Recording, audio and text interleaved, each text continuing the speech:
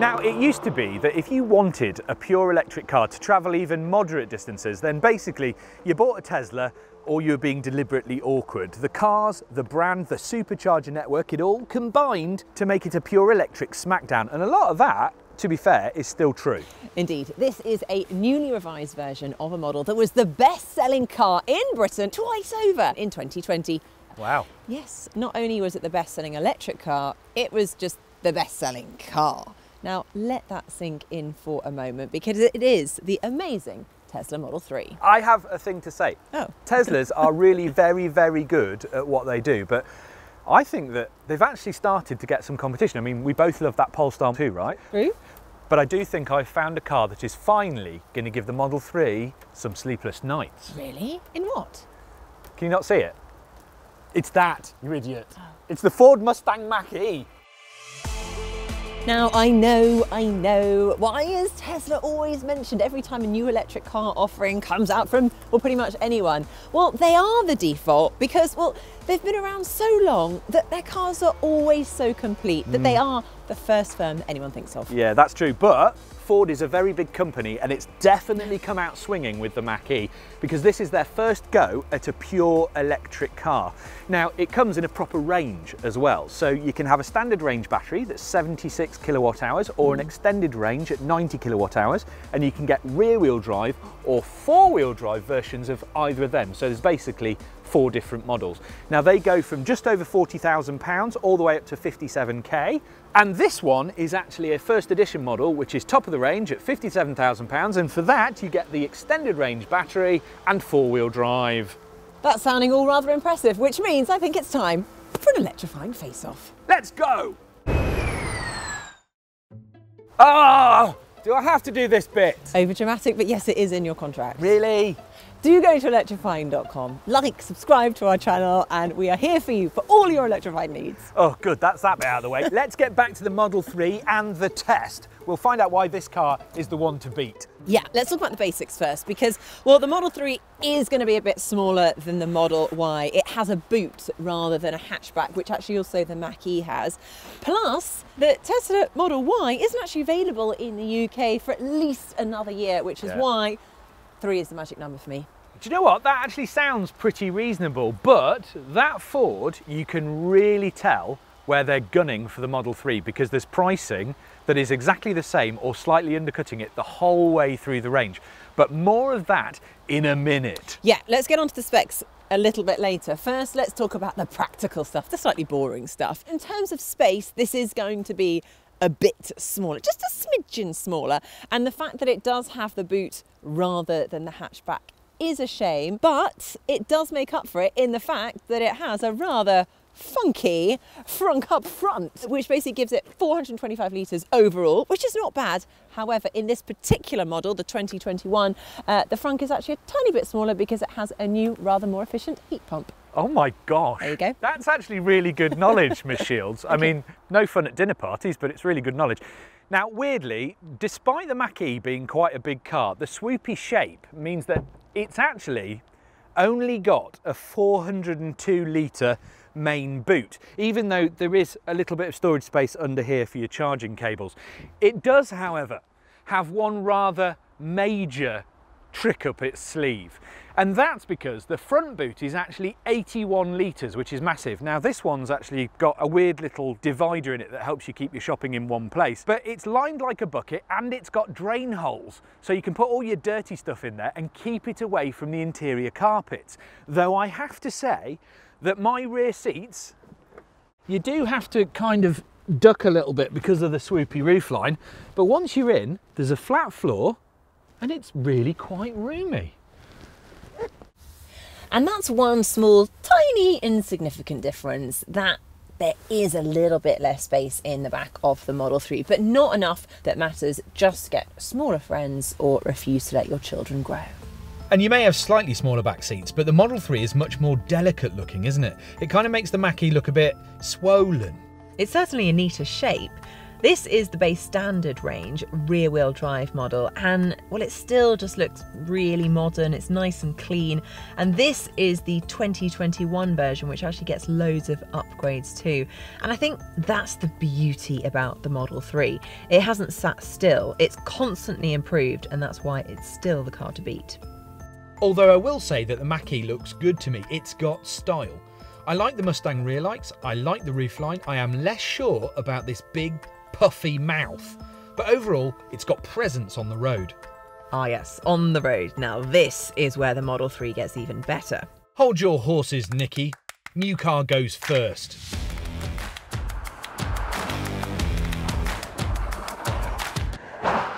Okay, so the Ford Mustang Mach-E, well, it actually feels pretty good all told. The steering is kind of numb and a bit feelless, but it's accurate and light enough and it all works, and the brakes and the regen and the way that it all works together is very smooth and progressive. If I come off the throttle, yeah, it mixes quite nicely, and then if I actually press the brake, you don't feel that kind of judder that you sometimes get when a car switches from regen braking to hydraulic braking. It's quite smooth. It does feel big. I mean, there's quite an acreage of bonnet, and it just feels quite bulky on the road, especially on UK roads. But the ride is generally very good. It's a little bit bobbly on lumpy roads, but it gets better the faster you go. So if you start to go a little bit quicker, the ride actually smooths out.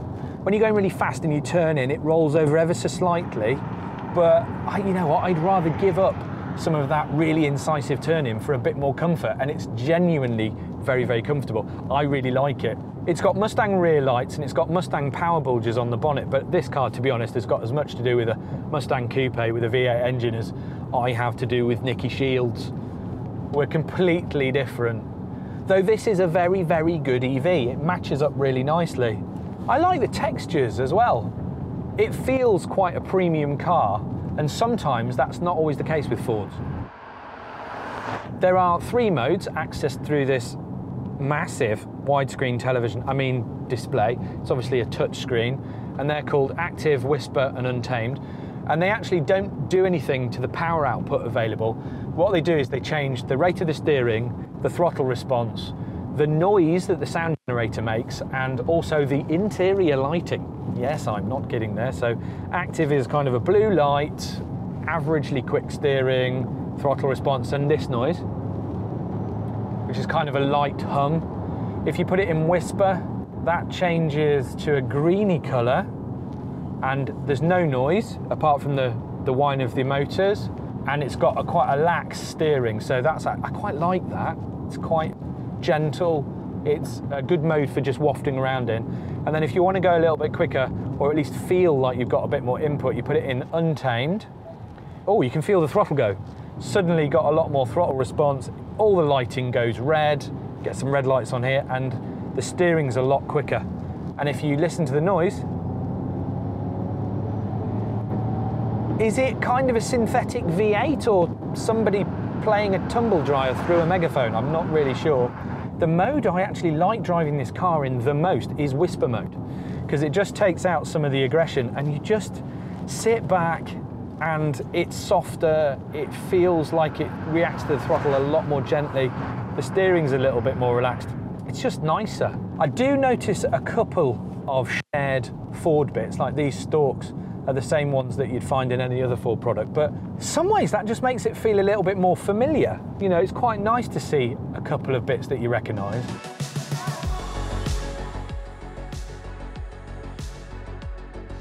This is the 346 brake horsepower all-wheel drive version, and it's been raining all day and it is not lacking in grip. It positively flies, and because it's got loads of grip and it's very regular in its responses, it's actually pretty good fun. I don't know, I like this. It's not a Mustang, but it's a very good car. I'd really like to try the other models in this range though to see if they match up. and it breaks down a bit like this. I'm going to talk quickly.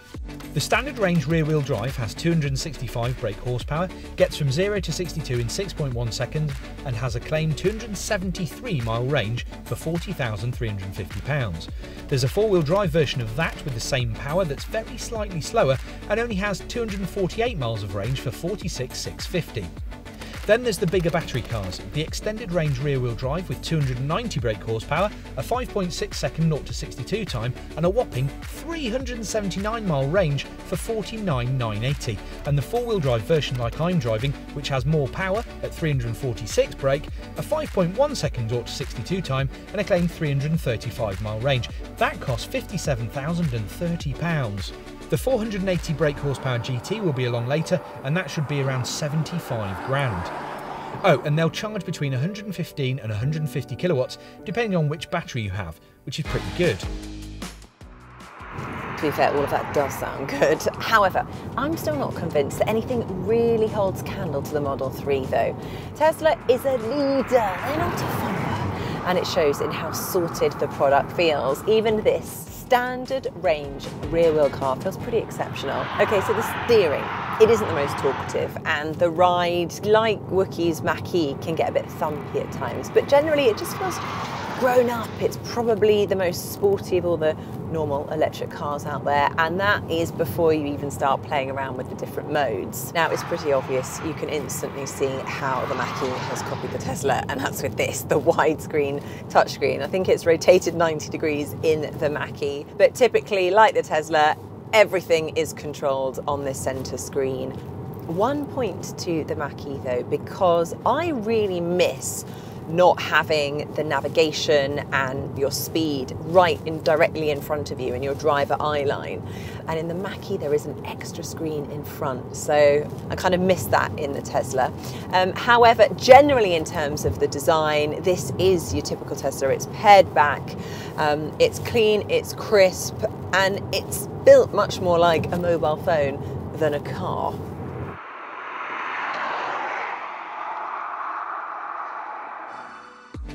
Plus, I happen to think Model 3s are actually pretty good value. This car is the standard plus rear-wheel drive with 241 brake horsepower, a 5.5 second 0 to 62 miles per hour time, and a claimed 267 mile range for £43,500.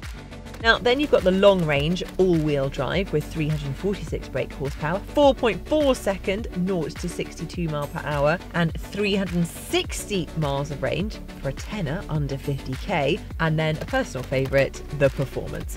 Also with all-wheel drive, but this time 449 brake horsepower, a claimed 352 mile range, and a 3.4 second 0 to 62 mile per hour. Now that comes in at 56,500. For this sort of performance and handling, well, honestly, I think that's a bargain. And they come with 170 to 250 kilowatt charging capabilities. You know what? These two sound pretty good, don't they? They do, but let's not forget this is all kind of based upon what people can actually afford to pay for a car. And there is this sweet spot below 50 grand. Basically, you can avoid paying the tax on premium products and you still get the £3,000 tax incentive. A car over 50 grand and that £3,000 grant disappears. That is a really good point, well made again, Miss Shields. Okay. And if you want to make the most of that 50 grand tax break, then both of these manufacturers have a cheeky little sub 50 grand model to help you make the most of it. Yeah. That means you can get a Mach-E called the rear-wheel drive extended range that drops in at 49,980 of your finest English pounds. Or you could get the Tesla Model 3 long-range all-wheel drive for £49,990. Oh, they're close. I'm still a tenner cheaper, mind you, which is, I'm always cheaper than Nicki, just gonna say that. There's also the Polestar 2, don't forget, which drops in at 49,845, cheaper still. By less than 50 quid. It still counts. You know what? People keep saying that electric cars are all the same. I've heard that before, mainly on the internet. And it's true, and also untrue. It's kind of like saying that all cats are the same because they've all got 4 legs and superior attitudes.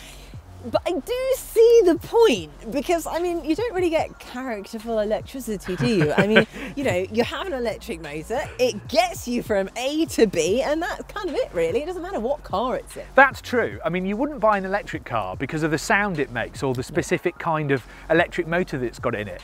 In the past, you may well have bought a car based on the fact that it got a type of engine that you really liked. And that means that with EVs, it gets to be a much broader proposition, doesn't it? You start to take into account a lot more about the whole experience, like the user interface, the range, the style, anything like that. The technology, the price. I mean, I completely get it. I think what we're trying to say is that you don't buy a car anymore based on the engine. Instead, you need to look at the car as a whole, you know, everything else that it comes with, and how it makes you feel when you're driving. You know, how does it make you feel? What you really have to do these days, and very much so with an EV, is work out what suits you best. Do you really need four-wheel drive? What's the range that makes you comfortable for your usual journeys? With all the government grants and tax breaks, you have to figure out which model makes the most sense. You'd be surprised at some of the PCP and rental costs that we've uncovered. So which Tesla would you choose? And I'm not even going to mention the supercharger network because that would just be cruel at this point. Yeah, but you do have actually quite a good point.